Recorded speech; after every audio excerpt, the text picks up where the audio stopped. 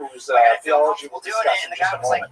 It's And $700 they argue that, for a for example, 30-second the temple video. should I'm not like, be in fuck Jerusalem. That was not a Canada. legitimate temple. The temple should Some be of up the here best in stories Mount are drinking Gerizim. American So whiskey, am I Yochanan right? Hyrcanus went in there Jack Daniels, hell yeah. destroyed the temple and Fireball. dominated the entire region of Samaria.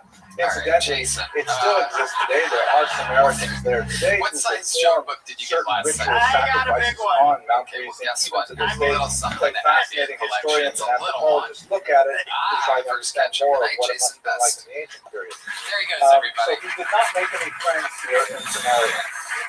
Whoa. This Just is accidentally located in ripped this this in region. half. That's a first.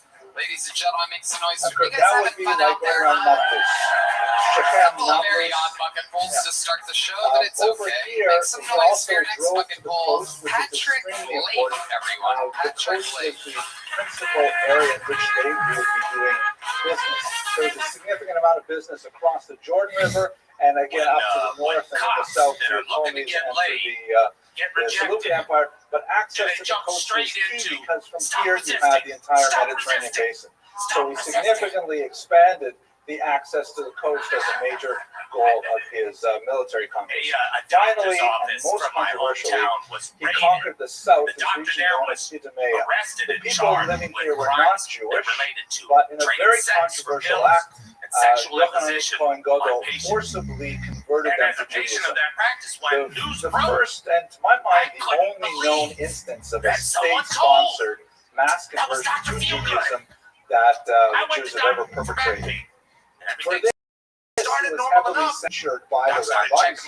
But why did he undertake such a venture? So the great scholar Baron writes quite a bit about how, in the ancient period, statehood and ethnicity and religion were all very fluid ideas. We tend to, in the 21st century, understand these as highly distinct aspects of an identity, and we can have one person can have a completely different religion and a completely different ethnicity than another person and still participate in the same nation, or vice versa. But the idea in the ancient world is much more unitary. If you lived in Judea, you were a Judean and you observed the Judean religion. Otherwise, you were a literally a stranger living in the region. You tolerated stranger, a Koshal, for example, but you were ultimately not of Where was that this 3 years at? and in order to ensure the Imagine if strength you of die the going, hell, nation, you're the you had to full-time have this kind of comedian, and you know, consistency actually, and when you're at uniformity. 24 So to hours a day, conquer and the everybody has Maya, to stay with awake all and these watch it all non-Jews the living time. here, according to Baron, the think of Hyrcanus was make them Jewish in the same sense as other Jewish peoples in order to strengthen the national body politic. For the rabbis, the Lushim of the time, this was inconceivable because one of the essential aspects of conversion to Judaism, of course, is acceptance of the commandments. And if this was forced upon them, that would invalidate the entire conversion, introduce a whole bunch of people into the body politic who were recognized as Jews but did not consider themselves to be Jews and in fact would not be halachically Jews. The punishment for the conversion of Idumeans, according to the rabbis and according to lineage, is Herod. Herod was from the Idumean region, and he would ultimately marry the great-great-granddaughter of Yochanan Hyrcanus, and we'll talk more about his story next week. I personally have not. In terms of domestic policy, I had an interesting thought yesterday. I think it's actually a big thought that is worth putting on the internet, so I'll share it with you right now. As I was sort of mulling over this lecture yesterday, it occurred to me that traditionalist movements are often the last to organize. I'll tell you why I'm just trying to relax here, guys. when you read histories of Judaism, the religion, and I'm not talking reading approved from literature, not art scroll versions of it. When you read academic histories, there tends to be a lot of emphasis on the huge diversity of Jewish belief around the time of the Hashemite era. And those who are often unfriendly to Orthodox Judaism, I think it was an accumulation of things that came as a big surprise to me in this period. in counseling. And I've always wondered where they got this argument because we have so much earlier sources, but I think I figured it out. And it's based on this. What does this mean? Traditionalist movements are last organized. It means that when there is a challenge to the status quo, the traditionalist groups are the last ones to finally stand up and say, well, this is what we believe in. even though they may predate well, she was catching the a lot of original bodies during those irritants 15 that years. caused them to react, they nevertheless are How do you know she was chronologically catching linked. I'll give you a few bodies? examples. Anybody recognize Yes, this there were individual? lots of signs. Can you This give is us the some of the iconic signs? We're all representation of very the Alter interested. Rebbe, the founder of Chabad Hasidic movement. Yeah, So, just an 18th century example. STIs. Oh shit! When the Okay, Hasidic movement now we're started talking. in the This is very 1700s, compelling. there was a Give this guy a round backlash of applause. against it from the That's what I love Talmudic about this Jews show. in Is all of a Lithuania. sudden The it just Talmudic hits Jews you out were of certainly nowhere. At following a least I'm on much the edge of older my seat, tradition. right? Neil, you feel good about this, right? Introduced Yeah. many Was this all happening innovations while you were collecting into its turquoise? style of observance of Judaism. I'm not practically saying they were, heretical practices or anything like that, but they introduced innovations. For example, flexibility with the beginning of time of davening. It always amazes me that I've already finished davening 2 hours and Hasidim are just walking the shore So at this STIs, time. you caught an STI. We can go on a whole bunch of lectures on what are the differences, but basically they introduced some innovation. So Shvita and so on. They introduced some innovations, and so the traditional Lithuanian Talmudists they eventually reacted, and they got a name for themselves. What is the name of the reactors? What do you call those people? Reactors, right there. Misnagim. Very good. How does that term translate? Okay, the opponents. The opponents of Hasidim. So even though Misnagim predated the Hasidic movement, they give the name that reflects the later status. They're the opponents of it. Like they just, Hasidim's always been around because the guys who oppose it. No, it's the other way around. Hasidism was new, and therefore the older movement became known as the opponents, right? Because they were the traditionalist party. They were the last organized. Another example. The term Orthodox originated in the late 19th century, well after the birth of the Reform and the Conservative movement. Now, why? The Orthodox are clearly the oldest. Why would they not have a word for themselves until the Reform and the Conservative movement? Samson Before was a very important thinker and an architect really of modern Orthodox identity. So the answer is obvious. They didn't need a word for themselves because they were Unzura. They were us. Like, what do you mean? We don't have a word for us. We is us. Like, what do you mean? But once there was like an irritant saying, no, this is the way to be, this is the way to be, then the traditionalists finally got them together and they said, all right, fine, we're Orthodox. We borrowed that term as it happened from the Reform, but the idea is that the organization came too late for the oldest party. Last example, in the modern era, when we look at the turn of the 20th century, Jews began to organize politically. They had not done so before since the biblical period. And you have development of movements such as the Communists, the Socialists, a whole variety of Zionist parties, a diaspora nationalist party, and finally you had the Agudat Israel, or Agudas Israel, is the most traditional of the Jewish political organizations, and it began later than all the others. It began in 1912, whereas the Bronze Venice movement and so on, came all the way back to 1897. The reason is because they were content not to have any political organization, any real framework for their political expression, until it became inevitable that the only way they could compete in the marketplace of ideas and in the political marketplace was to have an organization. Now, let's take it back to Yochanan Ibn, and we have to understand it in the context of the Sadducees and the Pharisees. Let's just take a minute to understand that. The Sadducees, or the Tzdukim in Hebrew, were a movement that were that has been excoriated in Jewish tradition as having this diverted and very key Jewish beliefs, such as the belief in the validity of the oral Torah, a belief in the idea of life after death. Many core Jewish concepts were negated by the Sadducees, who at the time of the Hashmonaim controlled the temple. They had access to, that's why I've shown this picture of Aaron Cohen, how appropriate this is for reading all about the clothing of the Kohen Gadol. So they had central state power, and they were also moving more and more towards this heretical degree.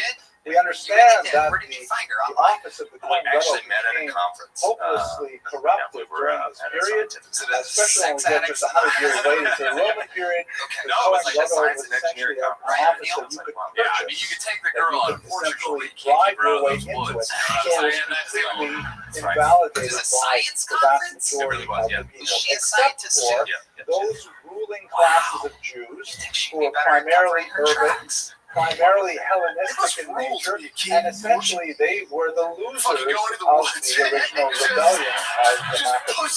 They didn't go away, they just disappeared. It wasn't a genocide where there was no more Jews hovering in peace. They simply lost the war physically and politically, but they did not lose it ideologically. They maintained their position throughout the period. Many found they began to expand their activity, so much so that all Jews, regardless of their political religious orientation, were affected by it.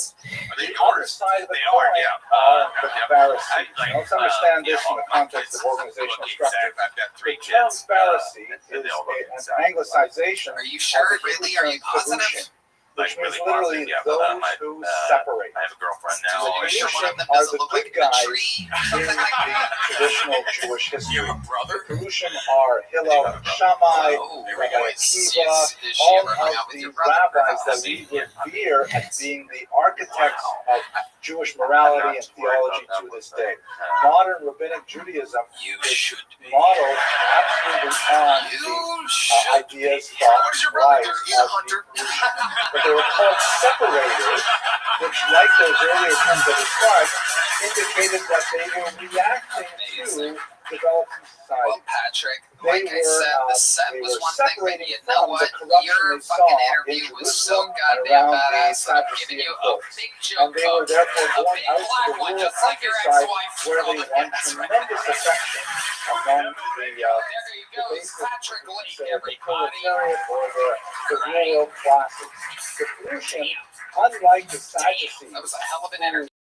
base was This firmly podcast is in the sponsored by temple Open Phone. ritual If you're in and a business, in you know the that every support time you of miss a ruling call, you're classes, leaving money the on the money table. classes. When every conversation Perushim matters, were you need a phone system that leaders keeps of up a and apps you grassroots stay connected movement 24/7. who That's why respected you them need Open primarily Phone. for Open their Phone is the number one business phone system that streamlines and scales your customer communication. It works through an app on your phone or computer, so no more carrying two phones or using a landline. As teachers, the Perushim were And guess fundamentally what? I love working Open classes. Phone. If you I love it. look at It's the figures like best Hillel business and phone system earlier, out there. Hands who down, were, with Open Phone, your team people can of share the one people number and who collaborate managed to on develop customer their calls, power texts, base and have a in shared rural inbox. hinterland That way, with any regular teammate can pick ordinary right Jews. up where So the it last was person left off, cultural keeping response times between faster than ever.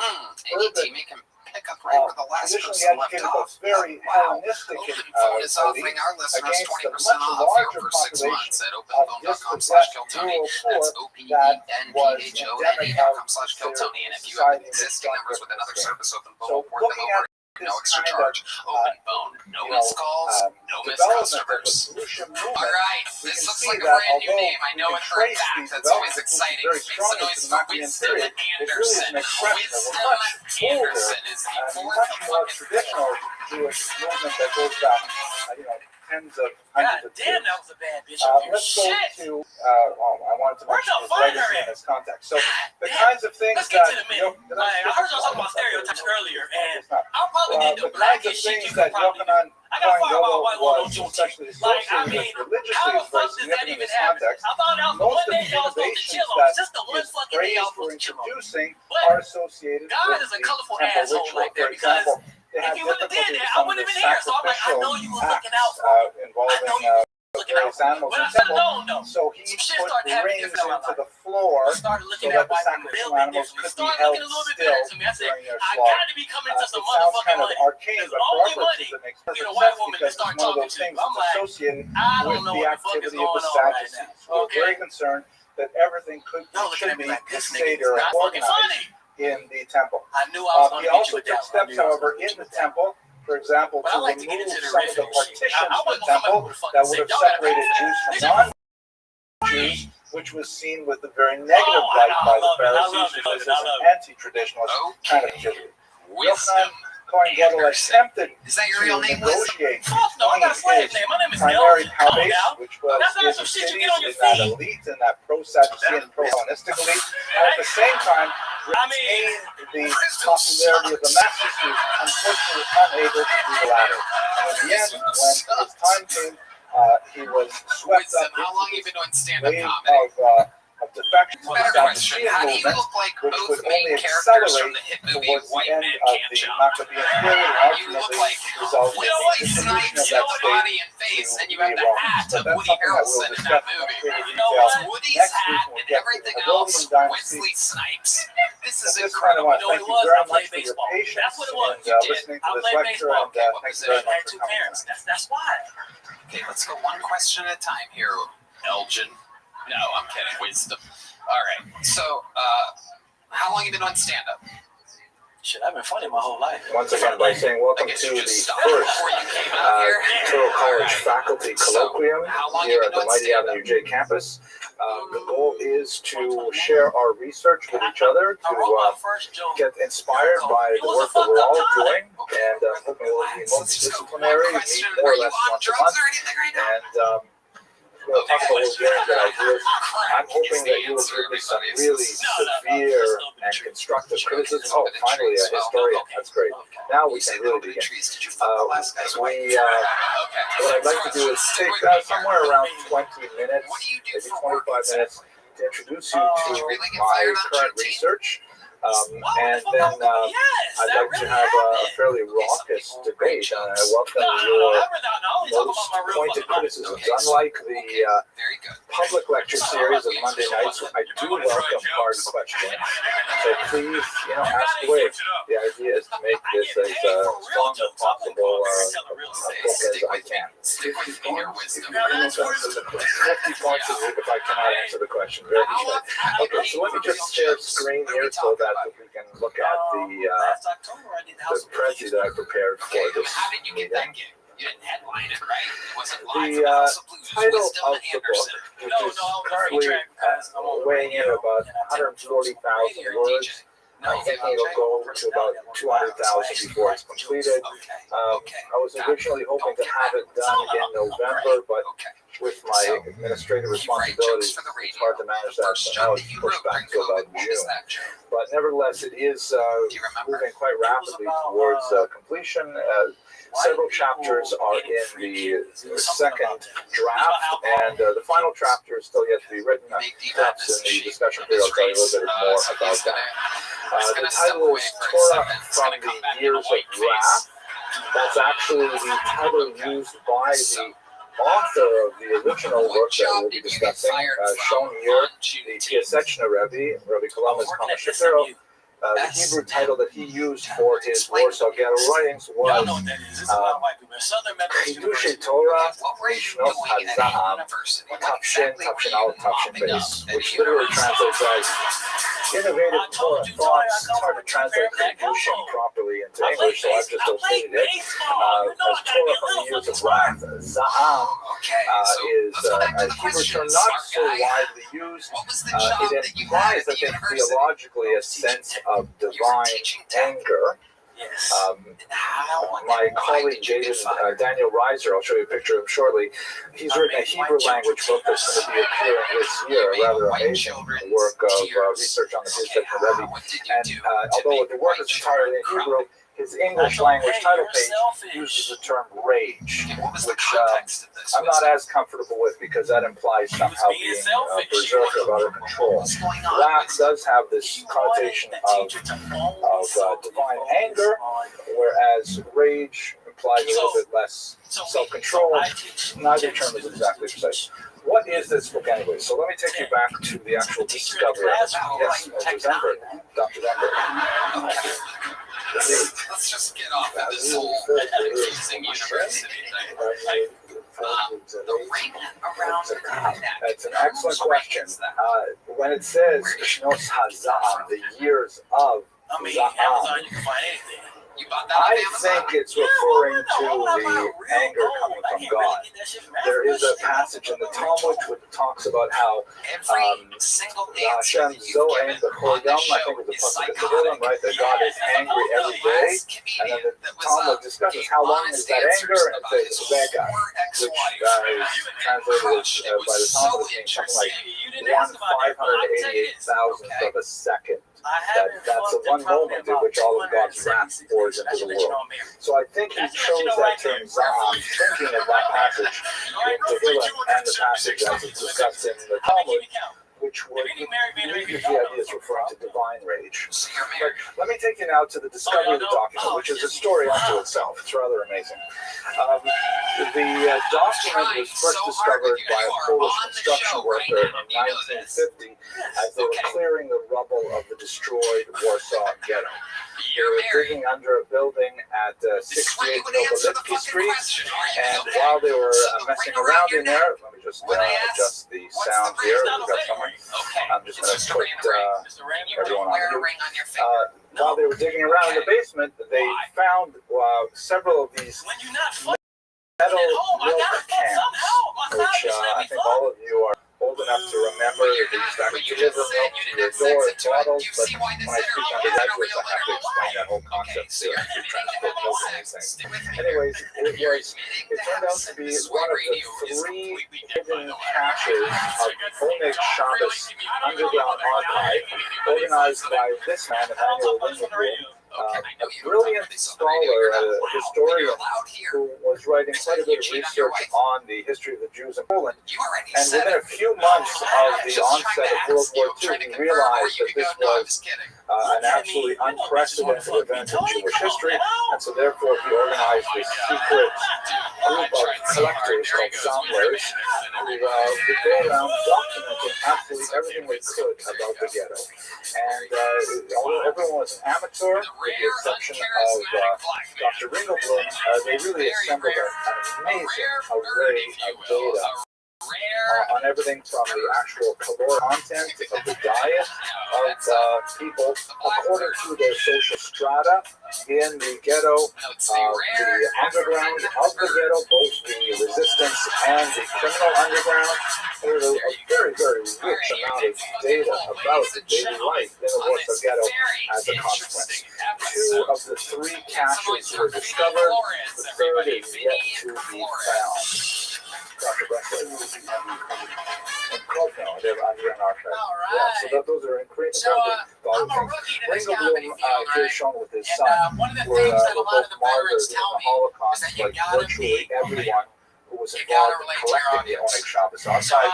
They often wrote their last will and testament as the last documents to be put into the containers before burial.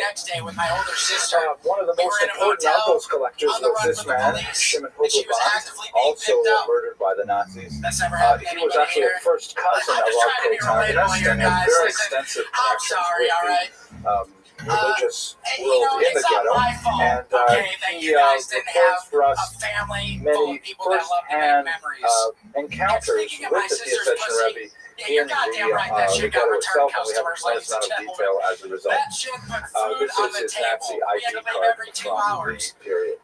So basically what we found in this tin milk can was several thousand documents. I think there's 9,000 pages in total, of which about 150 of them are specifically the writings of Rabbi Columbus Khan Shapiro, and most important rabbis of Warsaw in the pre-war era.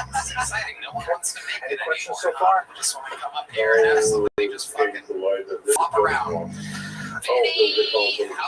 Because a few of the members of Oneg Shabbos survived. A very, very small number. And it's known that from those survivors there were 3. However, because they were always they were always concerned about being betrayed to the Nazis, and in fact, Ringelblum and his family were betrayed to the Nazis. They had escaped. They were living on the Aryan side in an underground bunker, and they were betrayed and murdered as a result. So they kept a lot of the information highly compartmentalized. Not everybody knew everything. Even in the documents themselves, they're very careful. They try to avoid mentioning specifics, because if the documents are found with them, they were worried that perhaps they would be killed. as a result. I mean, it was. Trade. This is the Warsaw Ghetto we're talking about, where it was incredibly cheap. People could be killed for the tiniest infraction. So they operate in great secrecy. We may yet find the third archive, but you will see that we have now. It's an incredible amount of information.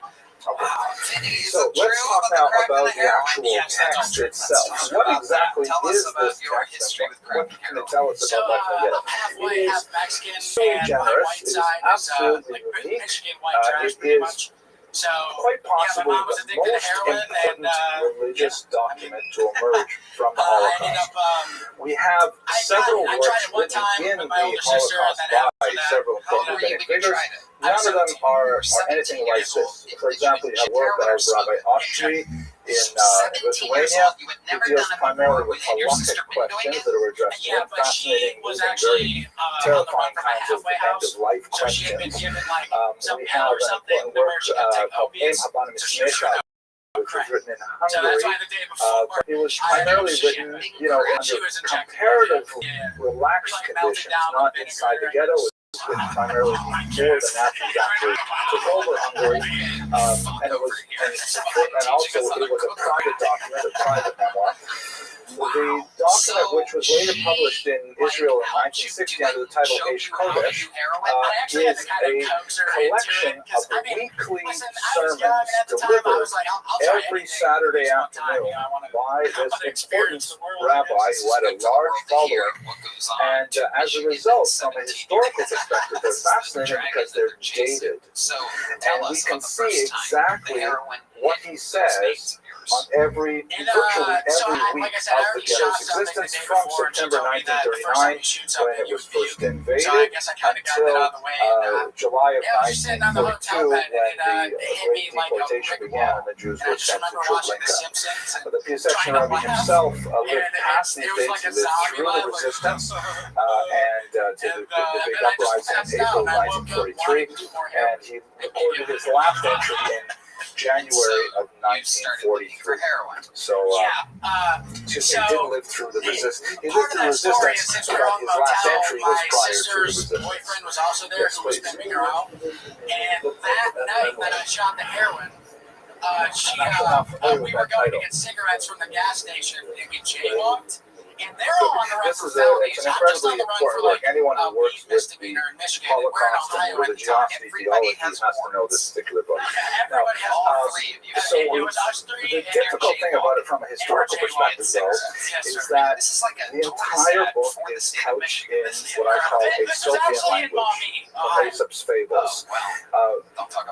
He never refers explicitly to the Germans, Nazis, the war, invasion, none of these terms that would specifically tie, and it's very frustrating really, to the Holocaust. It's true that it is a sustained, consistent discussion of theodicy, Jewish philosophy, justice of God, a very large question. It is an incredibly long, well-developed and unique treatise on suffering, tzaddik v'ralo, why do the righteous suffer, very, very important book. But if someone handed it to you and didn't tell you it was written in 1942 in the ghetto, you would think, wow, this is a really depressing 19th century Hasidic work. You would not see the direct connection to the events of the ghetto.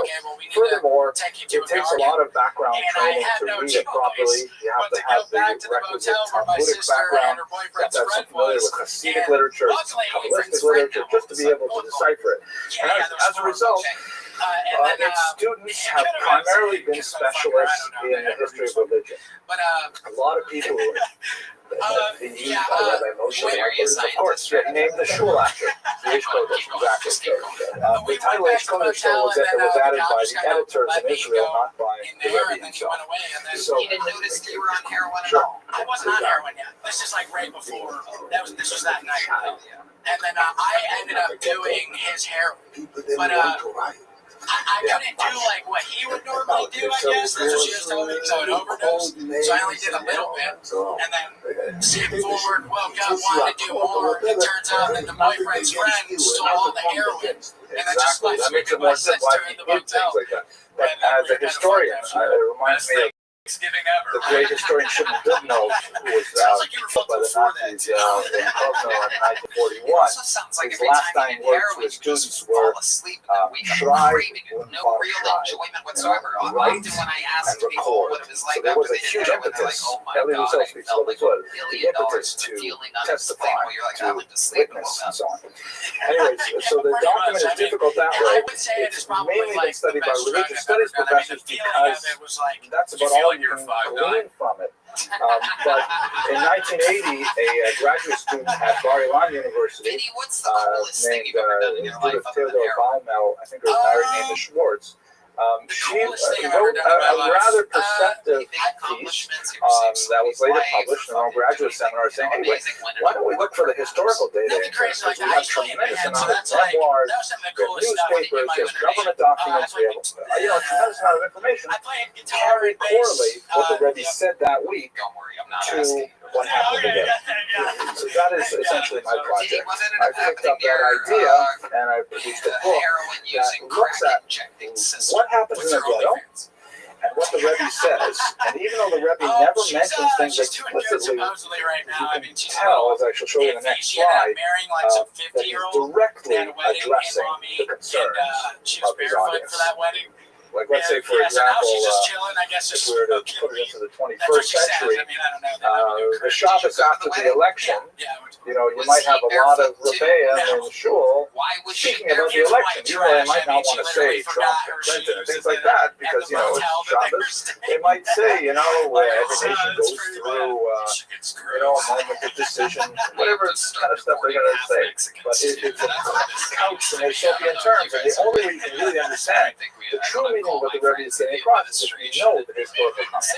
So I'll take you through some of that. Hang on, I better squash questions a little bit because otherwise we won't have enough time to snack afterwards. So let me get back to it. Okay, so there's one more very important detail I have to tell you about, and that is the actual physical manuscript, which threw a huge loop in my own work, because I was working on this book since, I guess, about the year probably about the year 1995, maybe a little later, and I had a 500-page manuscript ready to go. I was very proud of it. I thought this was great.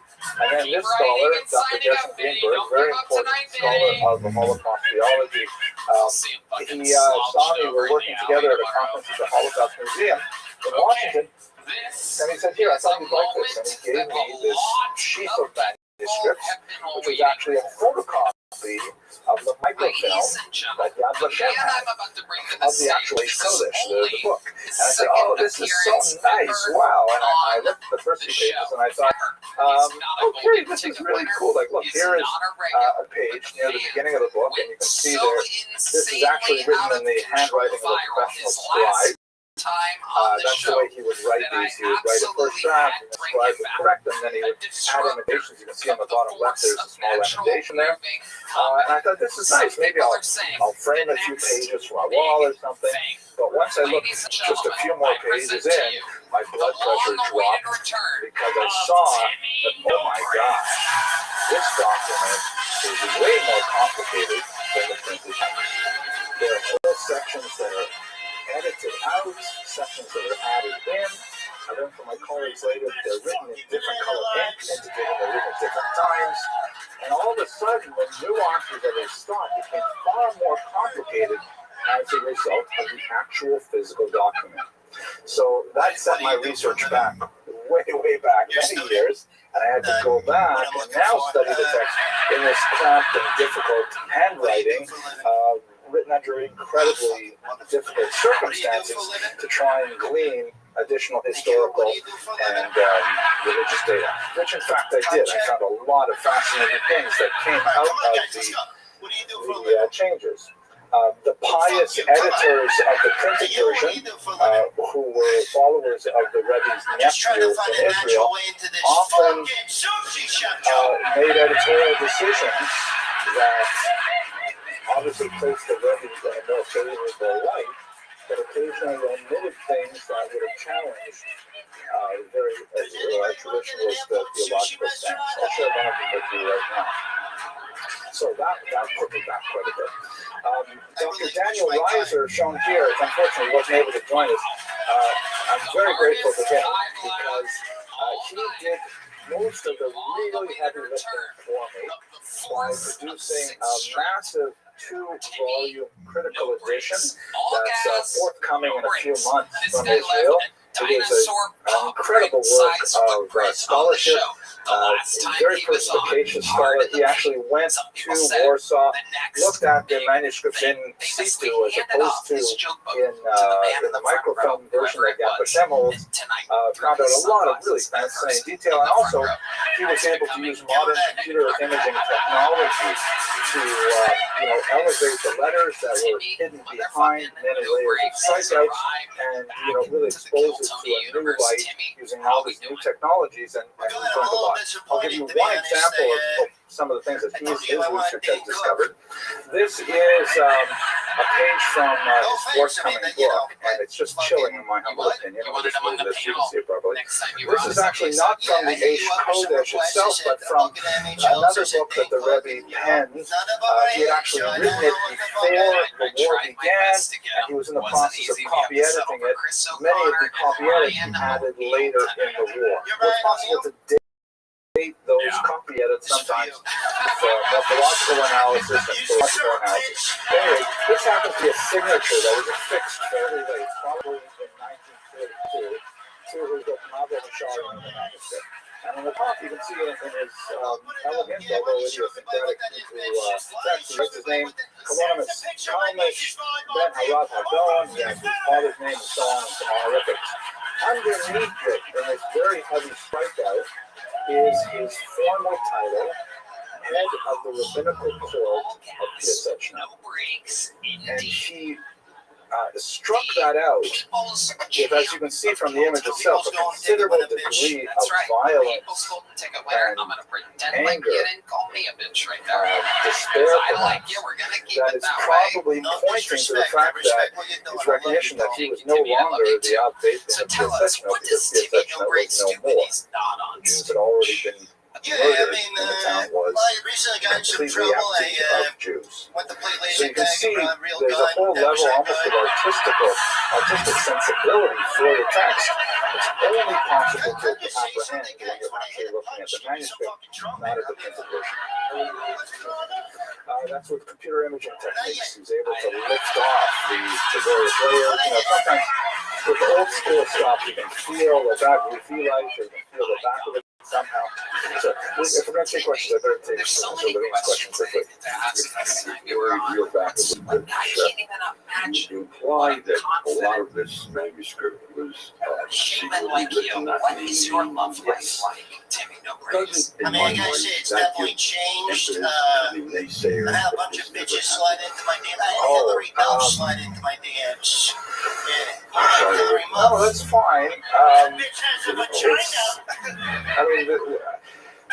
Debating the naysayers is kind of an absurd proposition. It's ignorant. There's just so many data points that contradict that statement that we might as well be arguing if the earth is flat. But just to answer your question at face value, it's a public document. This is a document that he recorded week after week. Typically, he would deliver his remarks in Yiddish to an audience, and we have witness accounts recorded elsewhere by Huberman, for example, that talk about what it was like to be in that room. By the way, to get the sense of the mood of it, you have to really go to visit Rabbi Weinberger's shul, which is named after him, the Eish Kodesh in Woodmere, where they tried to do it exactly the way the Piaseczna had it. Which includes, for example, they actually eat the shaloshis, the afternoon meal, in the dark. And the drasha is delivered. They have the lights in the hallway that sort of let you see a little bit of that reading. But they sing songs, and then the Rebbe speaks, and the mood is very somber. You feel the Sabbath slowly departing. It's a very moving experience. So these are public documents. We have many people who attest to the fact that they were in fact delivered. I don't think it gives much credence at all to crazy people. I see it now. I like it. It's always useful to think about crazy people. Let's go on, please, to a couple of examples of the Soviet language. I'm just read this so that it's not blocking us too much. So I've used the term Ethiopian language to try and indicate the kind of hidden language that the Rebbe would use when he's speaking about events in the ghetto. And I believe he did this for several reasons. One reason is because it's not really appropriate on Shabbos to speak about depressing things. You know, like the Shalosh Drasha is not a town hall meeting. It's not public announcements. Although sociologically it may serve to fulfill some of those purposes and needs. But you have to imagine, here's a Hasidic Rebbe, which by the nature of the Hasidic movement, he's a charismatic figure. He's a well-known, well-published figure already in the 1930s. And he's got people who are coming to him, suffering, starving, having lost someone in family and themselves in tremendous need. And they're looking to him for some kind of guidance, some succor, some intellectual and religious support, so they have the strength spiritually to go on in the following week. And he's totally aware of that. There's many autobiographical references in the work where he acknowledges his responsibility to the Kehillah. And by the way, heroically, he had several offers from the resistance and even from the American Joint Distribution Committee to spirit him out of the Warsaw Ghetto, and he refused all of them. He insisted to remain with his Hasidim right to the bitter end. And so he wouldn't speak directly about the concerns of the Hasidim, but he would speak about, oh, and by the way, one last detail, I'm not totally sure that his audience were all Hasidim. There's internal literary evidence to indicate that especially as you move on in the war, everybody's going to see him. Not just Hasidim, but Apikoursim, free thinkers, Zionists, socialists, anyone who's going to the Rebbe. They need some kind of guidance. He was a Yached Ne'aman. He was a fixed peg. And even when the public worship was banned, clandestine gatherings were punishable on pain of death, he nevertheless continued to deliver these, and sometimes in hiding, as in some of his references.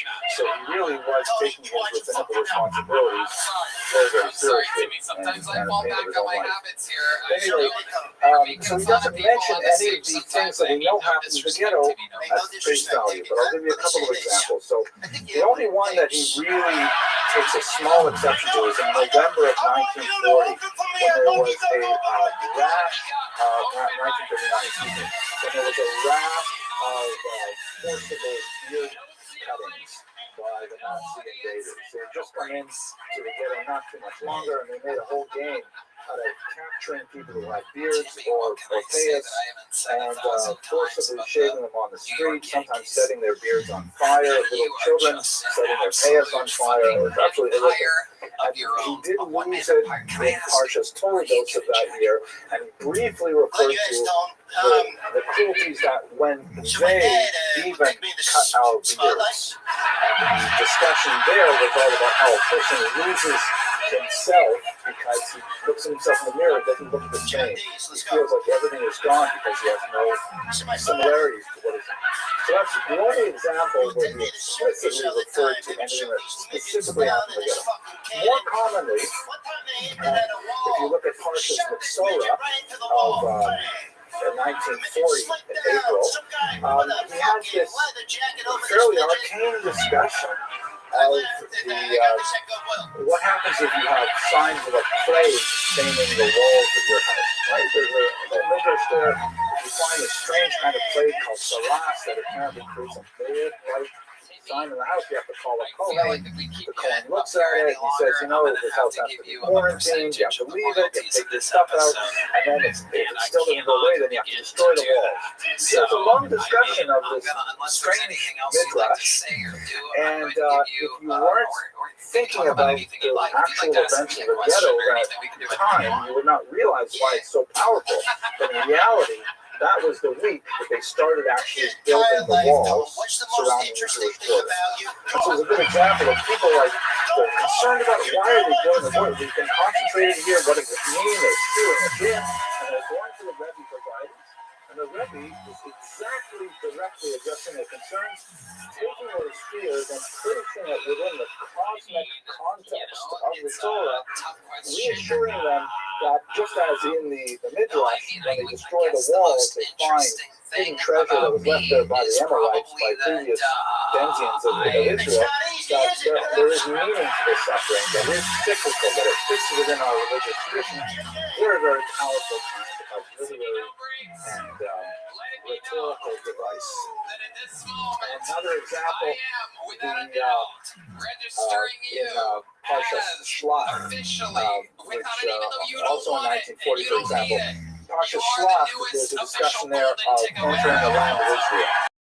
And the spies come back, and 10 of the spies say, you know, it's impossible to conquer the land of Israel. People there are giants, the cities are fortified, it's hopeless. And of course, Joshua and Caleb disagree, and the Jews follow them, and of course, they conquer the land of Israel. The Rebbe speaks on that parsha how Kalev in particular did not try to rebut these specific claims. He didn't try to say, oh, they're not so fortified, oh, they're not such giants. He just said, let us go out. Completely ignore the apparent reality of our opponent, totally deny it, and just move forward because it's the command of God. And he spoke these words when the ghetto was completely overwhelmed by the news of the fall of France. Which, as you recall, in June 1940, when France fell, Hitler controlled everything from the English Channel to the Soviet border. All of Europe. That was near the high water mark of the Nazi regime. And for the Jews in the ghetto, and we have many other memoirs and so on talking about the mood in the ghetto, people were completely shattered. They said, how is it possible that we can conquer this enemy? How is it possible we will escape? So the Rebbe spoke directly to that concern by highlighting the words of color. It's really a work of tremendous spiritual heroism. I don't think my inner child needs any more massages. I would like to show you one aspect of his theological I started going to therapy because I would get really bad anxiety in social situations and become a huge bitch to whoever I was with. And my boyfriend would just be like, oh, it's because you're Italian. And then I went to therapy and she was like, you have autism. And I was like, I'm Italian. On a lark, I wrote an article on this for a psychiatry journal. They had a special issue during the pandemic. I worked as a camper. How communities I didn't do anything. I just took my vibrator and did stand-up comedy with it. Somalia, places like that. So I said, okay, why not? The men were like, I wrote this article for this psychiatry journal, and it was peer reviewed. It was published. It was peer reviewed. And the comments that I got back were hilarious because all the psychiatrists who read it said, this article is so blessedly free of psychiatric jargon. Anyways, we do get a sense from his theology of how to handle it. Now, a little bit of background information. The Nazis attacked Poland, of course, on September 1st, 1939. Warsaw came under incredible bombardment, particularly on Yom Kippur. The Nazis were always very well attuned to the Jewish calendar, and they often timed major actiones to coincide with Jewish holidays. And in the context of one of the early bombardments, the Rebbe's only son, Eleanor Shapiro, shown here in the picture, Benzion Shapiro, was mortally wounded. The Rebbe took him to an overcrowded hospital that was filled with the wounded and the dying, and he was desperate to try and give him some treatment. And as the story goes, it's a little bit muddled by witness accounts, but apparently we went into the back for like an hour and it made like $2,000, no doctor and I was like, I'm trying. During the interview, I said, men get too handsy at Cardo. I was like, for another but he took doctor, it serious, so he went to the Red Rose and was like, he left his daughter-in-law and his sister-in-law standing outside the hospital, saying to him for wounded man. The Nazis then bombed the hospital, and his daughter-in-law and sister-in-law were killed, and the Rebbe's only son died several days later. So very early on in the war, crazy stuff. I mean, about sometimes like late girls September, fight, October 1939, but I feel like nothing really crazy. I've seen like, loss. you know, by the way, his wife men had will died whip a out their few years dicks, so that's earlier. terrifying. He had a surviving daughter who was taken to the gas chambers in 1941. Like, it's kind of like I just kind of show so up and he remains silent. There's no entry between the date of that bombardment It's an easy and Parshas Chaye Sarah, which is the Shloshim, the 30 days of mourning past. And then the Rebbe speaks for the first time to his audience I don't know, I always kind of did it on the side of what I do. He addresses so I was like an ophthalmologist technician. the Parsha of Chaye Sarah, of course, deals with the death of Sarah, the matriarch, right at the beginning. So he writes on November 4th, 1939. It is written in the holy book Malav Shemesh at the beginning of Parshas Vayera, in the name of the holy rabbi, the man of God, our teacher master, Menachem Mendel of Limonov, regarding the Talmudic passage, a covenant is made with salt, and a covenant is made with afflictions. There are two kinds of covenants. One that's a bris made with salt, a bris made with soil.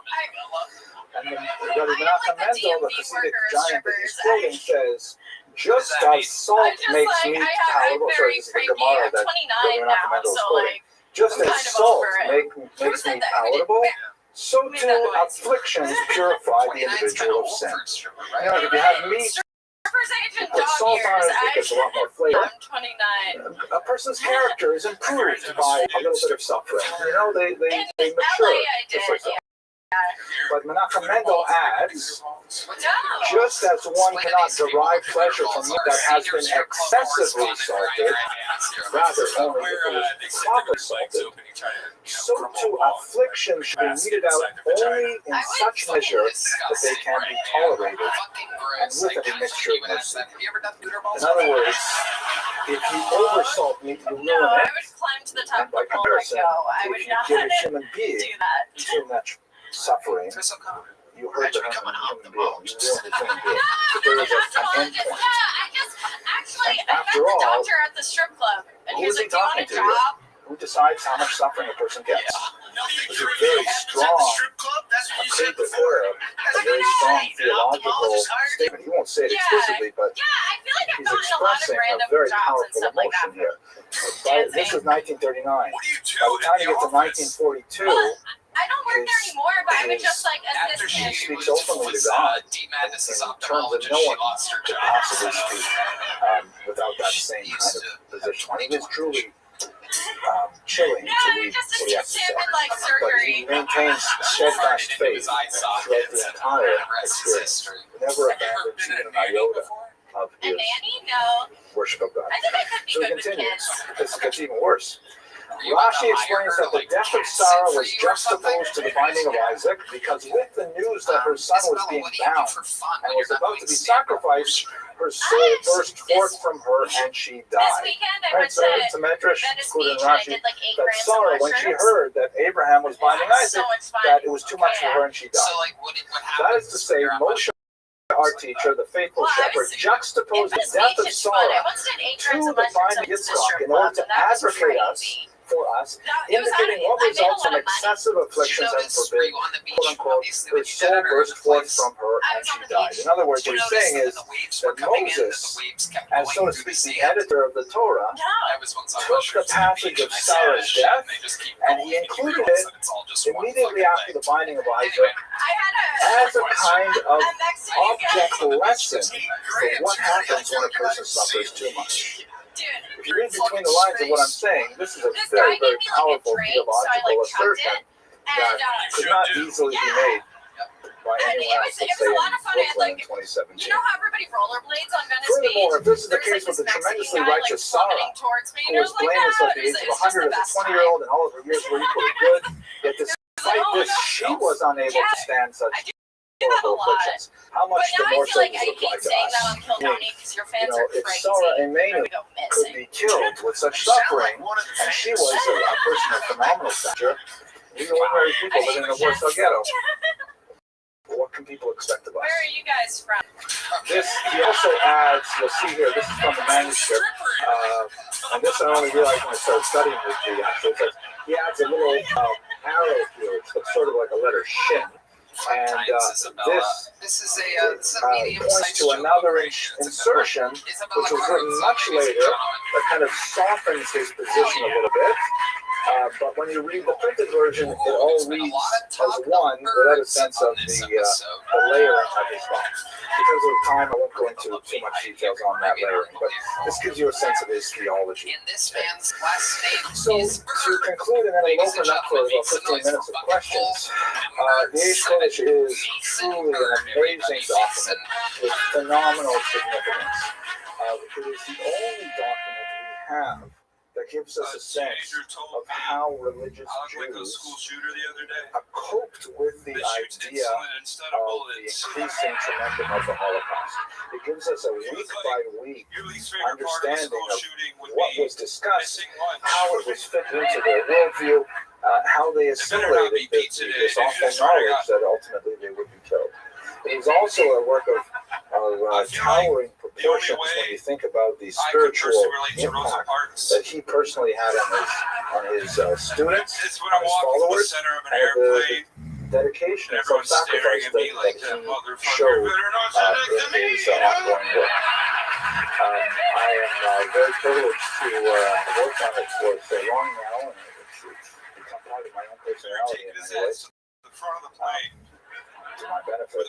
So grateful to all of you for your patience as I tell you a little bit about the book. What I'd like to do now is I'm going to take it off the screen share and I'm going to remove the mute from our Zoom participants, and then we can have some discussion. Thank you very much. Okay, so I'm muting everybody. Does anyone in Zoom land want to say something first? Sure. My question is, in the biography, in the biography that was on YouTube, you mentioned that he had an idea of outreach. Did he continue the message even in the ghetto? Absolutely. There's, again, these are some of the internal literary references that make me think that his audience were not all primal wearing Hasidim. Because there are several messages that he delivers which seem to indicate that people are coming back to religious observance. Sometimes Hasidim who had lost their attachment to the tradition and then they're coming back. And sometimes people with absolutely no backgrounds whatsoever, like what we call them Bari Tshuva today. So there's definitely a big Tshuva element, a big outreach element in his thought. Believe it or not, I actually my pleasure. The food I lost like 150 pounds. Dr. Abelson? Yes. Wow. Okay, stop somewhere here. Hey, how are you? Good. This is, by the way, huge educator in our community, very widely read blogger. I read his blog with religious attention. Please go ahead. That's very kind. Thank you. I was curious how the Hasidim have, I guess his brothers, I guess all the followers of Israel, how they responded to the kind of research you're doing and what Daniel's doing in terms of whether they see this as, see you and him as an outsider, whether they see value in what you're doing. That's a good question. I haven't had a tremendous amount of interaction with the organized PSX community to really get a sense. I mean, what is the PSX community? There is a center around the nephew who's living in Israel. But even his father, and the Rebbe was very close with a lot of Zionist figures. He had admiration for Rav Kook and many other people. But his brother was kind of an outlier. He was called Chassid Chalutz, the pioneer Chassid, because he was one of the few who actually broke ranks and moved to Israel in the 1920s, I think it was. So they're already kind of outliers. And then the PSX community in Europe was destroyed. So the main PSX Hasidim are, in my humble opinion, I think Dr. Reiser can speak to this more closely, they are primarily those in America who are totally new to the tradition. They Bali Tshuva themselves. That's my guess. How have they responded? In the limited interactions that I've had, I can tell you that anecdotally, very, very few people actually read Eish Kodesh. They buy a copy, they revere it, they'll study pieces of it, but it is so hard to penetrate it. It is not an easy book. I commend Rob Weinberger for giving some shiurim on why you Torah that help illuminate the theological aspect of it. But even Rob Weinberger's shiurim, without understanding the historical context, you miss the main message of what the Rebbe was trying to say. Yes. Only by understanding why people were listening do you get a sense of what he was actually I've saying. just always been super, like, there was a Nat Geo thing when you were a kid, and I was super into that, like, answering live audience questions. Yes, please, Atara. Okay. Other than maps, what else? That's fair.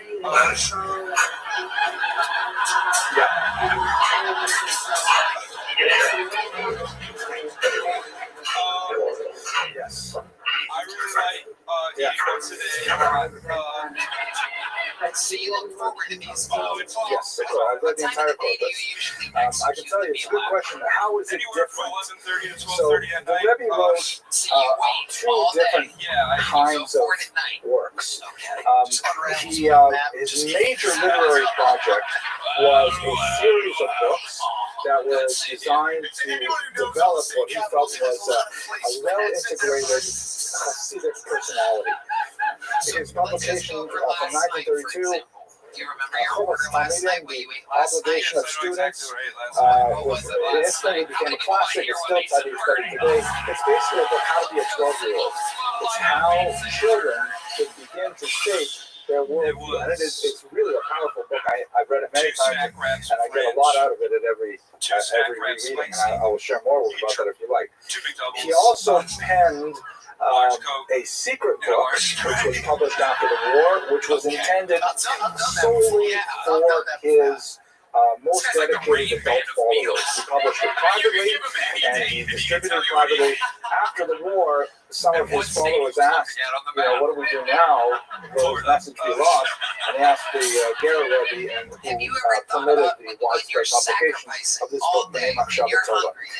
The English translation, there are a few of them, and they are varying quality. Some of them are not, I would not recommend. And then in the documents that we found in the Ringgold Archive are two more books that were later published that were kind of sequels to the book about how to be a 12-year-old, and Mavo Asharim. I forgot, he also wrote one other very exceptional book that deserves a lot of study. He wrote a private spiritual journal, his own personal musings that amazingly he wanted people to read. That included his own personal doubts, his own personal struggles. It's amazing. Most of that was written in the 1930s. Some of the entries are dated. He may have written pieces of that in the early part of the war because he refers to the death of his son late in the book, but most of it was written in the 1920s. It was all part of his own personal development. So that's one big category, if we want to make one subcategory of his personal journal. Well, one category is this kind of curriculum of personal development. The other category are these traditional Sabbath sermons that he would deliver. They were published under the title Derech HaMelech, all of his 1920s and 1930s sermons. And Eish Kodesh, which fits into that genre, but comparing them pound for pound, they're very different. The ones he wrote in the Holocaust was much shorter, much more restricted in sources. He almost always bases himself, for example, on Rashi, which is a very accessible source. Whereas when he's writing in the comparative East of the 1930s, it's amazing we can even say that, but the comparative East of the 1930s, the drushes were like, 3-4 times as long, with lots of Kabbalistic sources and things like that. I think that has to do with the fact that Rashi. Because that has to do with the fact that being together, as you said, is not freedom, so that accessibility.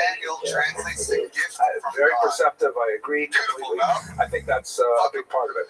And I think when you look at I compared the length of the drushes across time, when you get to 1942, I don't think there are many people in the room with it, because the drushes get very long, and get much more, much darker, much more Kabbalistic. Nehemiah Poland, who is considered the father of Eish Kodesh studies, he wrote a very important monograph called Holy Fire, under Elie Wiesel's direction. And he argued a fairly controversial thesis that the Eish Kodesh sort of retreated to Kabbalah, unable to understand the Holocaust within a conventional theological format. He then went to these Kabbalistic texts as a retreat. I'm not sure I agree with Dr. Poland's assertion. There definitely is a shift in how the Rebbe viewed the persecution, but I don't think he retreated. That's I think an unfair kind of verb to use. Mervyn, please.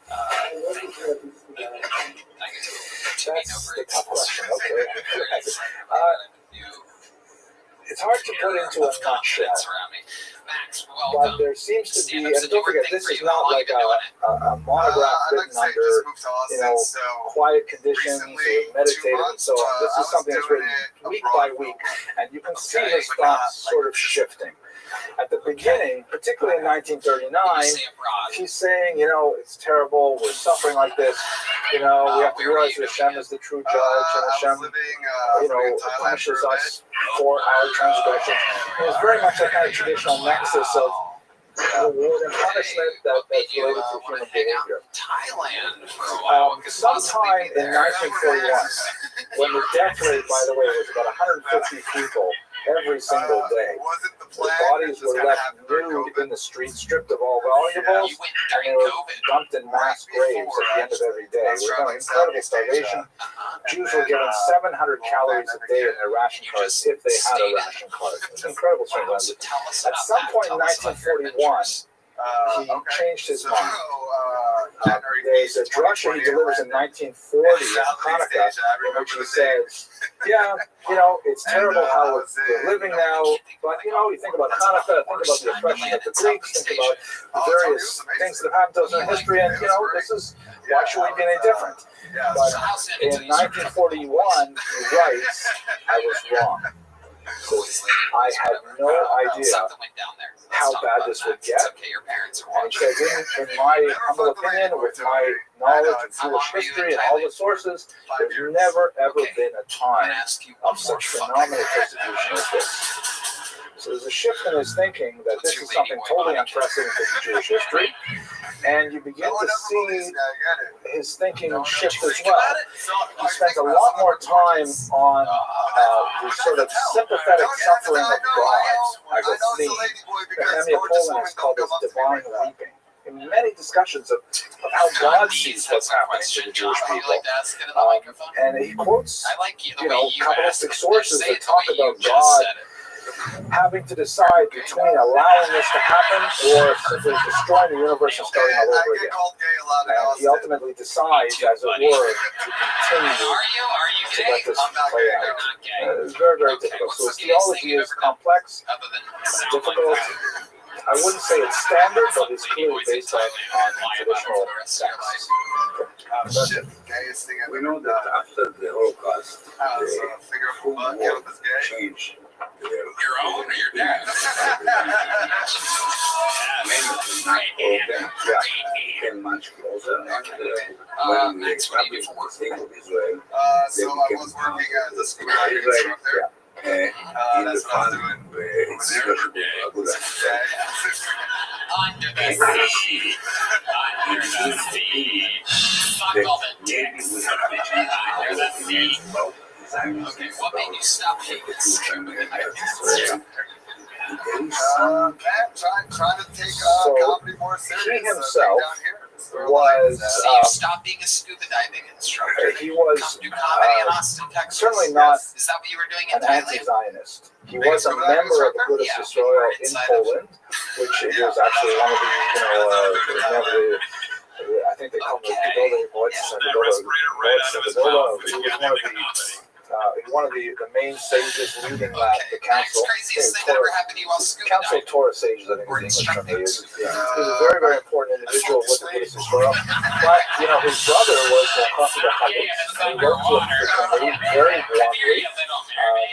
And he was reluctant to make any kind of anti-Zionist statement, even though the political party he was affiliated with had taken a relatively anti-Zionist position in the 1930s. So he was always kind of, Tell us about that. How did that go? Quiet about the issue. I think he probably chose to avoid a strong political statement because that would have just alienated his students. He had a large yeshiva, it's an institution.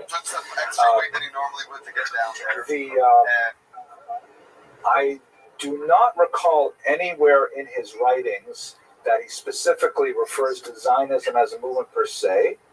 He has very strong words condemning, however, the supplanting of religion by politics. This is primarily in his pre-war writings. He talks about, how the youth today are no longer inspired by Hasidism.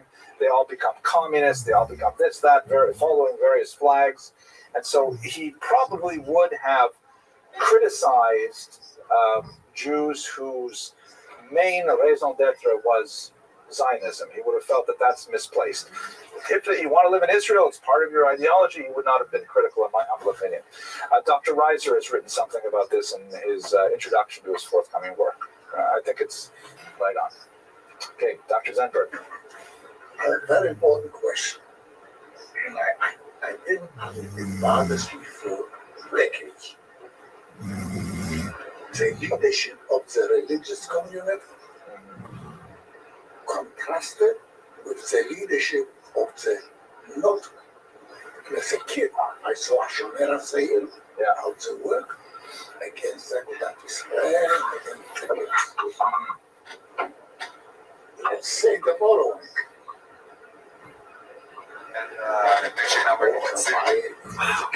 What's down there?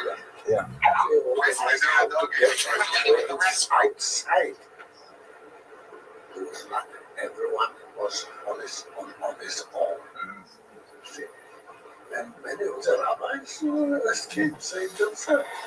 This bothers me a lot. I cannot sleep at night. I can only imagine. This is the point. And the cousin was a distant cousin, Shomer HaTzair, who saved themselves because they were known by trains, and they were guided where to go, how to go, and from Poland, from inside Poland, from Czechoslovakia, Hungary, Romania, and they came to Israel. Yeah. And they established families in Israel. Of course, now they are no longer in Shomer HaTzair. It's a different story. This is during the war. Yeah, no. During the war. So we're almost done, so I'll answer your question quickly, and I'll tell you a joke to lighten the mood before we all leave.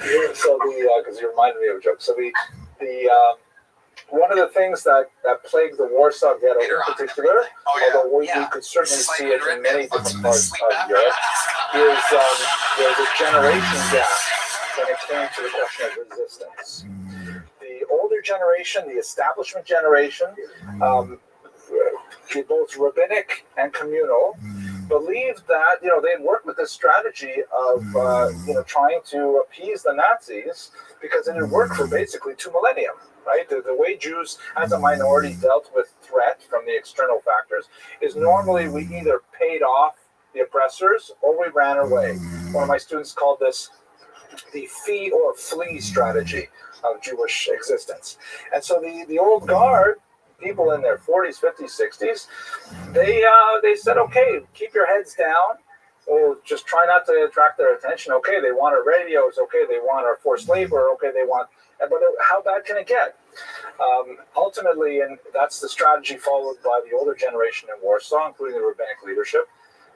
Adam Cherniak, who was the head of the Judenrat, the Jewish Council, which was the mediating organization between the Nazis and the ghetto, he followed we have his diary, which is an amazing document.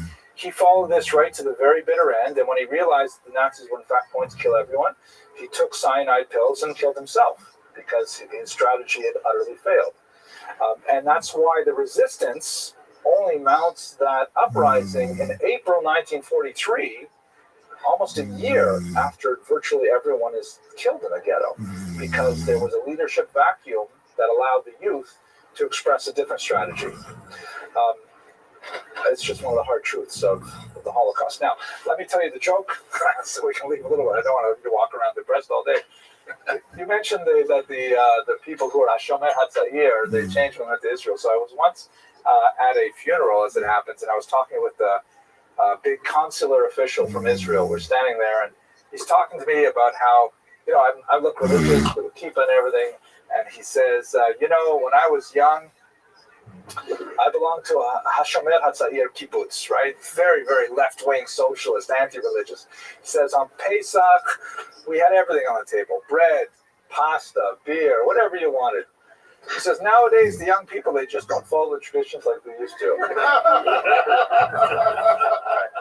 True story. Okay. Thank you very much. I think the first faculty colloquium has been a success. I'm going to reach out to you to see who's got some research to share with us maybe next month. And thank you to everyone in Zoom land for joining us as well. Bye. All right.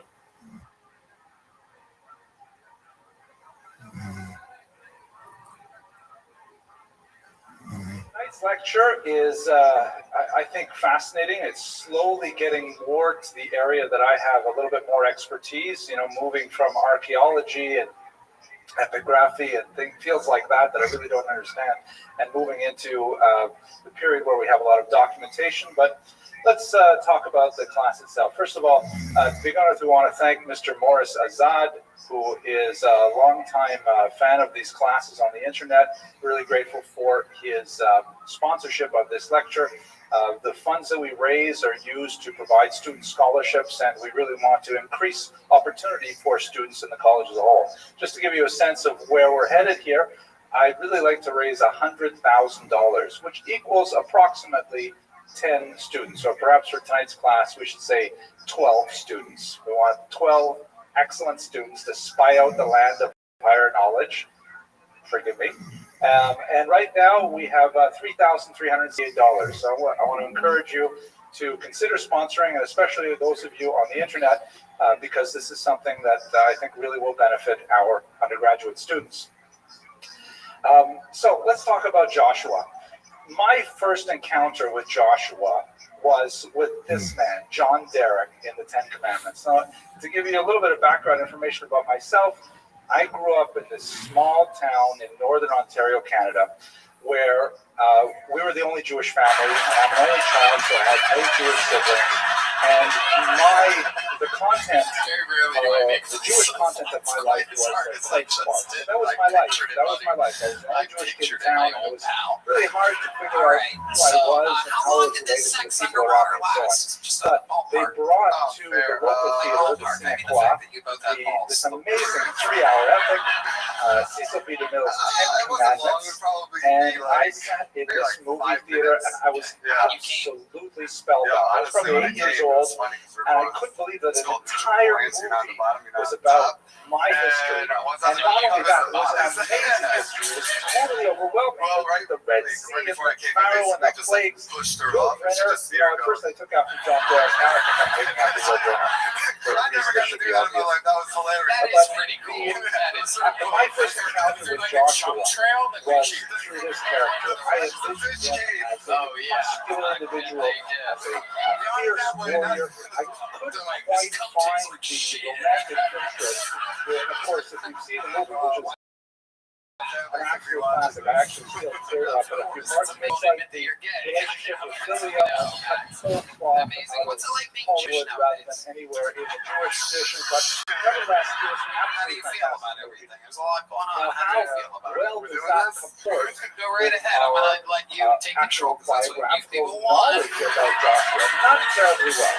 Looking at the Jewish sources, Joshua comes off much more as a studious individual. He comes across as a yeshiva worker, spending his time bent over a Gemara as the Joshua states he never left the music learning. He was always engaged in intellectual pursuits in the Torah and tithing, things like that. And even more than that, and at great contradistinction to the warrior image, he's kind of portrayed as a type of a nice, well meeting janitor. I don't want to keep this on the screen too long because I don't want to somehow demean either Joshua or the fantastic staff we have here working in the sanitation area. But he is renowned in the sources and the Joshua and praised for cleaning up before everyone comes into the study hall, for cleaning up afterwards, for making sure that the chairs are in order, the books are put away, all kinds of servile activities that facilitated the learning of others, but in a very pragmatic and practical way. So not at all the tremendous stone cutter that we see in Cecil B. DeMille. My goals for today. In this lecture, I'd like to first of all talk a little bit about the biblical Joseph. For most of you in this room, I'm sure, and many of you on the internet, this will be just a very cursory survey because many of you, I'm sure, are very familiar with the biblical text and with the stratigraphy that we have in Jewish literature, the Midrash, the Talmud, and so on, and what they have to say about Joshua. The second thing I'd like to do, which I find really fascinating, this is an area that I had to explore just for this class, the historicity and the historiography of Joshua. And what that means in a word, we'll spend more time on it in about 15-20 minutes, is what actually do we know from non-Jewish sources about Joshua? What can we say if we try to look at Joshua from, I don't want to say a more objective, but let's say from an external perspective, what can we say about Joshua? And then finally, I'd like to look at some of the influences of Joshua on other cultures, like, for example, Christian culture, how he is absorbed into their worldview and so on. So with that, let's get right to the material. Joshua is kind of like a soldier disciple. Sorry, this is the kind of combination that I showed you earlier. He appears very prominently in the latter two books of the 5 books of Moses, and he appears, of course, in the eponymous work, the book of Joshua, in which he is the leading figure. And then we have reverberations of him through many other books applied to the religious tradition in the rabbinic genre, like the Talmud. But he is essentially a soldier disciple. Here you see in a Christian rendition from the 9th century.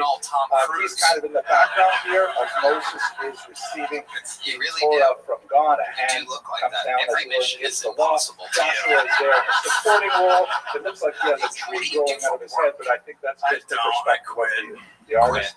And then over here, here's John, here's Moses once again instructing all of the elders, and Joshua is patiently waiting at the side of the course. And the Midrashim reinforce this image. He is constantly trying to get into the learning, trying to be in the room, overhearing what's going on. He is just like a sponge for Jewish information. He wants to absorb as much as possible. He is, to use the Hebrew term, a masmid, a perpetual student, and the rabbinic sources in particular reinforce that particular interpretation of Joshua as a figure. He also, though, has this soldier aspect to him, this warrior aspect, which is very prominent, especially in the incident with the spies, and then very much so in the book of Joshua as he comes to maturity after the death of Moses. And he sends in 12 individuals to spy out the land. The rabbinic sources indicate that Moses was not enthusiastic about this prospect. He wanted the Jews to simply march into the land because they had a divine command. After all, what's the point of checking out in advance if you already have the endorsement of the Almighty? But they go in. And they encounter these huge human beings, the Anakim, these giants, and they're terrified of them, and they come back to the Israelite encampment on the eastern side of the Jordan River, of course, come back with a massive cluster of grapes, which has been incorporated into many symbols in Israeli iconography. In particular, this is a medieval reproduction, but the idea is that it represents the fecundity of the land, the abundance, the crops, how fantastically productive and fertile land Israel is. But of those 12 spies, 10 of them essentially say, we can't do it. It's impossible. We are like grasshoppers in their eyes. Self-observation. But Joshua and Caleb say, no, we can in fact conquer this land God promised to us. We should in fact go in. So, of course, they lead, after Moses died, Joshua leads the Jews into a successful conquest of the land, which will be explored in a moment. But going back to the episode of the first infiltration of Israel, there's a fascinating episode that's of extreme importance in Joshua's personal life. It doesn't receive a lot of treatment in the Bible. It's primarily an amplification that you find in the rabbinic literature, such as the Talmud, and that is association with the woman Rahab. There, in the book of Joshua, they've got, of course, these massive walls, and Rahab is described as being a Zonah who lives within the walls. As this term Zonah is subject to some dispute. The straightforward interpretation of that is prostitute. The rabbis are bothered by this. How is it possible that he would associate with a prostitute? Later, of course, he will marry her, raise a family with her, which Rahab is not portrayed that way by many of the rabbis. They feel the term Zonah comes from like Zan, she provides for others, he was someone who is generous, but he will pass over that debate. So anyway, Rahab lets them come up, scale the walls, famously, into the city of Jericho, and she hides them there. Here's a picture of her hiding the spies. She protects them, hiding them in the roof underneath some straw. This is the old hide the spies under the straw trick, which was new back then, so therefore you were able to sell it. Later on, it would never work. Anyways, here's Rahab hiding them in the straw. It worked back there, and after the soldiers leave, they're looking for spies here. Spies are in town. Rahab says, listen, I will let your army in. I'll find a way to help you out. Just protect my family. And the Jews under Joshua say, certainly will. They uphold that promise. Here's a depiction of that discussion. By the way, it's a beautiful book of hours. How much money do you have? The 15th century France. Okay. And here's Joshua talking with Rahab, and they work this out. Later, of course, in the rabbinic tradition, he will marry her and have many children. I've got a friend named Rahab. There's this fascinating passage in Tractate Megillah that says that Rahab was so beautiful that if you said her name twice consecutively, the man would completely here's a little joke. There you go, buddy. All right. Yep, hard to catch when you are completely out of your mind on the hard drugs. Very interesting. Only if you knew what she looked like. Only if you actually knew what she looked like. You said her name twice. That would be it. We should have like an actual psychiatrist backstage. Anyways, for our purposes, all that stuff is fascinating, but we really want to focus on the conquest of Israel, which is the historically most significant aspect, in my opinion, of Joshua's career. I'm actually surprised you eat that. I love it. They're half chicken. Here they are, the Israel encampment is over here on the eastern side of the Jordan River. Moses is going to climb the go over here, and he's going to have his last look around Israel before he dies and is buried on Moses' grave. And then Joshua will lead a campaign into the land of Israel here, with the first attack, of course, being on the city of Jericho, that we'll explore in a moment.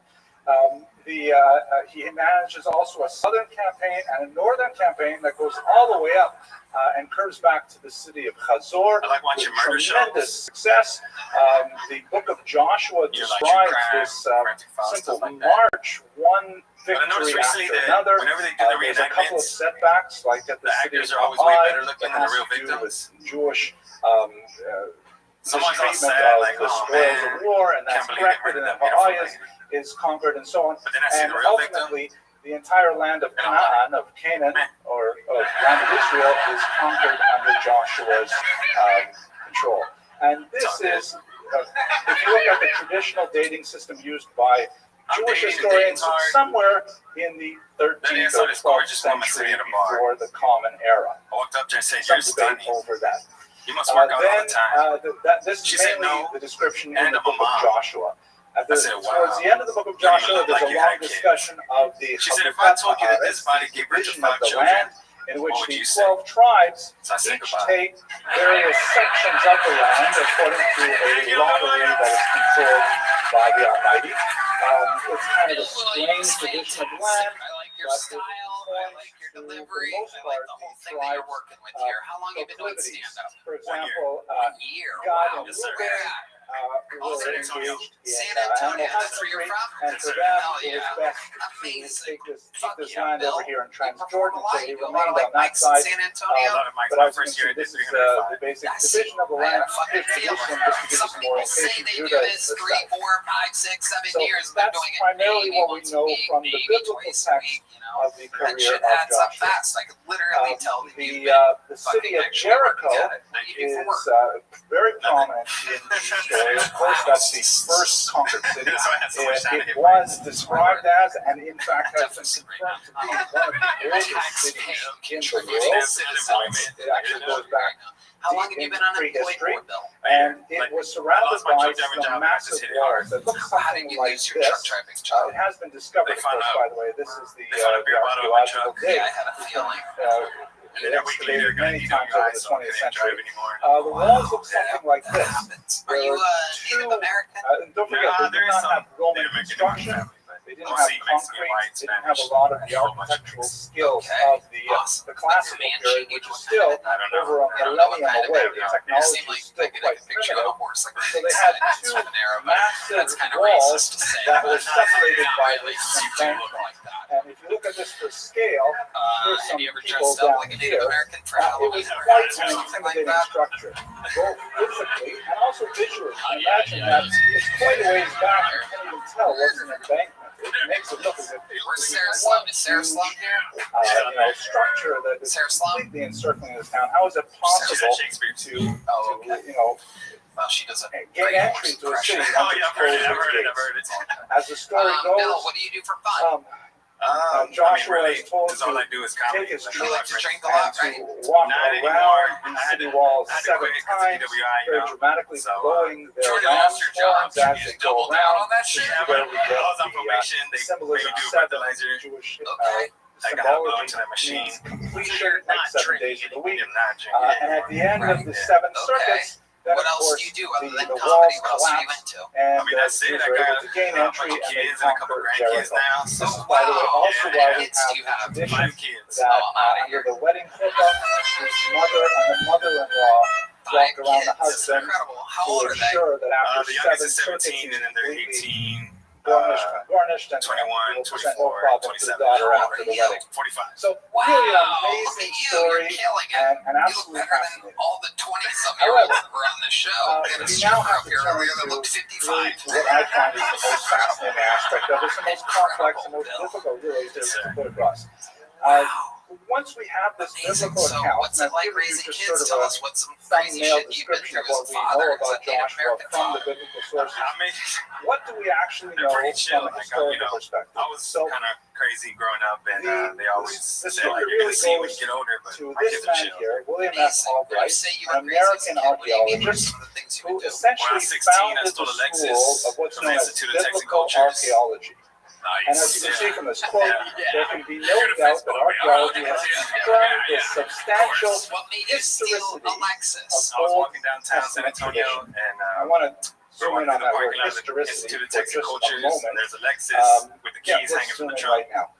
What does historicity actually mean? So we really have to go back to the thought of this man, Leopold von Ranke, who was one of the earliest of the modern historians who really created the craft that we practice today. And his take on history was that it was supposed to represent, I'll use the German here, it's a famous phrase, Vias agente gewesen ist, or Vias agente gewesen war, how it actually happened. The history is supposed to be about how it actually happened. That seems like an obvious statement because most people, when they study history, they say, look, it's printed in the history books, it must be so. In reality, history is it's a complete mess.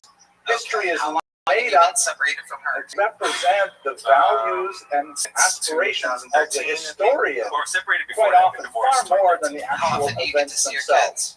So even though von Ranke might want us to describe how things actually happened, the story is actually quite a bit more difficult to tease out. Like, for example, Just like there's a difference between How many autobiography and do you think biography. you've If I were accumulated to in this write year? my 300 own and some cents under your belt? autobiography, it would be a 25 great minutes. story of heroism and triumph over I find you to be incredibly adversity, hilarious.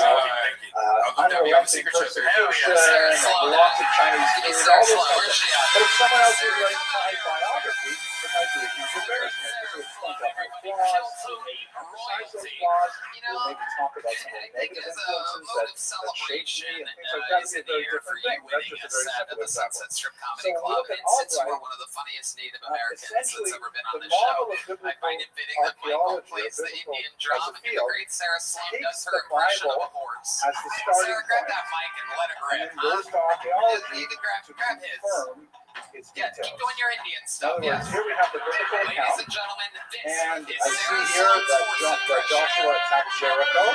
So I'm going to go dig up Jericho, and as soon as I find that it has been destroyed, great, it's all done. I can confirm the Bible. Let us go on to another fact in the Bible. If I happen to find facts that contradict the text of the Bible, those are inconvenient facts that perhaps I will set aside, perhaps I will ignore, perhaps I will even suppress. Because I'm not totally interested in Judaism. I'm not really convinced I want to know what actually happened. What I'm convinced of is I know the Bible is true, and I want to validate it. By the way, fair warning, I'm sure those of you in the audience realize this, but those on the internet maybe not. I'm basically like that too. I am a biblical maximalist. I'm a fundamentalist, if you want. I believe deeply in the veracity of the biblical tradition, and I feel great when archaeology confirms it.